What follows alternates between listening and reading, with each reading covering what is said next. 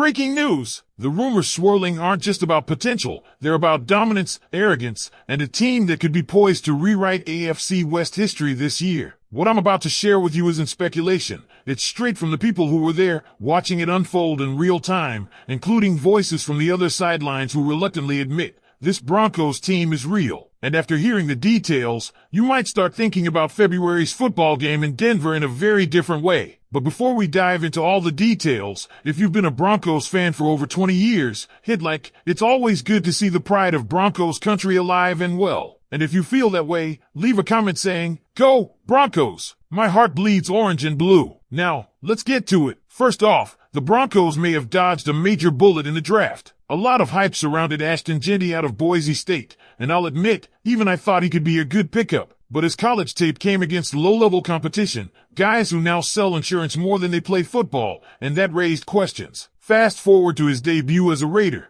and we saw the warning signs materialize. 3 carries, negative yardage, against Seattle's backups. Compare that to what true elite rookies like Saquon Barkley and Christian McCaffrey did in their first preseason touches, and it's night and day. This might be another case of Raiders hype evaporating by midseason. Speaking of the AFC West, the cracks are showing for our rivals. The Chargers just lost their best defensive lineman to a torn patellar tendon, a devastating injury that could alter his career. Adding key skill players like Ladd Mankey and Najee Harris still sidelined, and you can't help but feel the tide is turning in Denver's favor. No one celebrates injuries, but in terms of competition, these setbacks make our path a little smoother. Now, here's the part that should have you grinning ear to ear. The avalanche of praise coming from 49ers media, coaches, and even their own fans about our defense. Kyle Shanahan himself said he believes the Broncos could be one of the best teams in the league this year. That's not some throwaway line. This is a head coach who knows elite talent when he sees it. And it wasn't just him.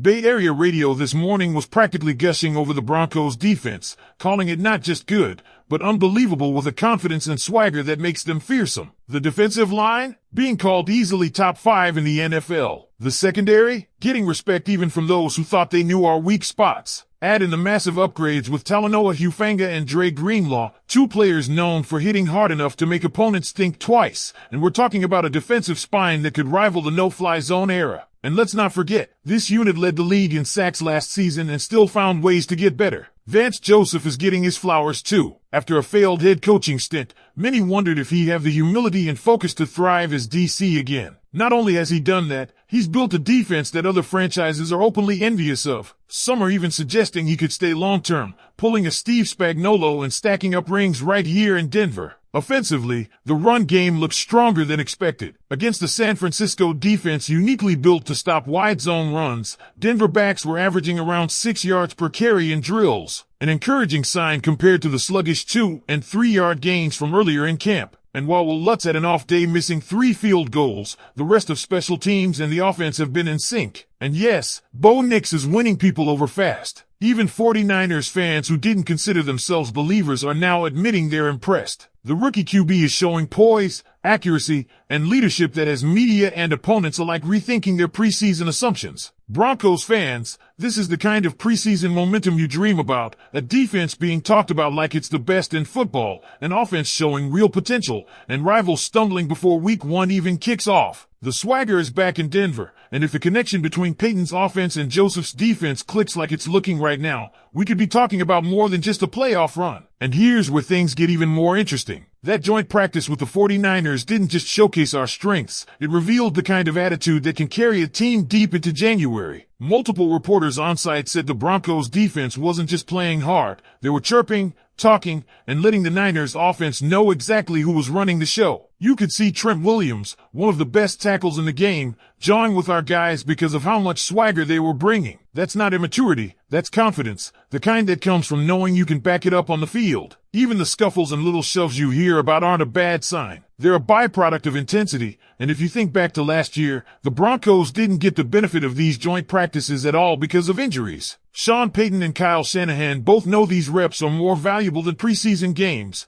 and it showed. The physicality was high, but it was controlled. And if the defense keeps practicing with this kind of edge, it's going to spill over into Sundays in the best possible way. Let's not overlook what adding guys like Hufanga and Greenlaw really means. Hufanga isn't just a safety with Troy Polamalu's hair. He's got that same knack for delivering hits that make receivers hear footsteps before the ball even arrives. Greenlaw, meanwhile, is that old-school, thumper linebacker you plant in the middle of the field and dare teams to run at. Both come with leadership, playoff experience, and the kind of toughness that changes the personality of a defense. Put them behind a defensive line already being called top 5 in the NFL and in front of a secondary anchored by Pat Surtain II, the best defensive player in football right now, and you've built a wall in the middle of the field. Offensively, the vibe around Bo Nix continues to build. We're not just talking about highlight throws in camp, we're talking about him winning over doubters, even from the opposing fan base. That's rare, and it matters, because if the Broncos get even a top 10 level performance from their offense,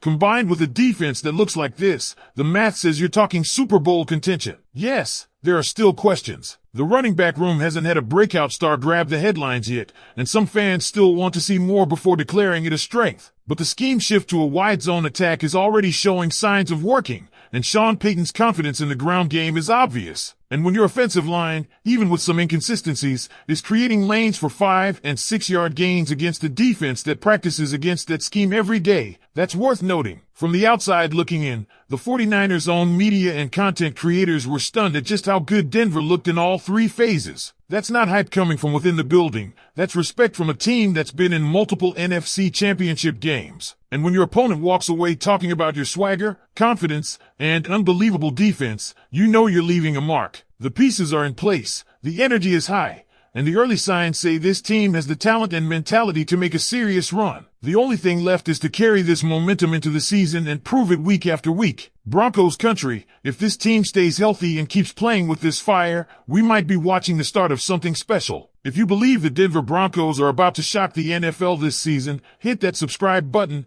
drop a like, and stick around. We've got more exclusive coverage coming your way. And don't go anywhere, because the next video is right here on the screen for you to check out. One more thing that can't be overstated is just how rare this combination of factors is for Denver right now. We're seeing an elite defense being validated by one of the league's best offensive minds in Kyle Shanahan, a young quarterback who's quickly silencing critics, and an AFC West landscape that suddenly looks more vulnerable than it has in years. The Raiders are dealing with overhyped rookies who aren't producing. The Chargers just took a massive hit to their offensive line, and the Chiefs, while still dangerous, don't have the same aura of invincibility when they know a defense like ours is lurking twice a year. Add in a locker room that's bought into Sean Payton's vision and a defensive coordinator in Vance Joseph who's maximizing every piece he's got, and you've got a recipe that doesn't come around often. This is why the energy in camp feels different, why the players are chirping with confidence, and why rival coaches are already acknowledging the Broncos as a legitimate problem. Broncos country hasn't felt this close to something big in a long time,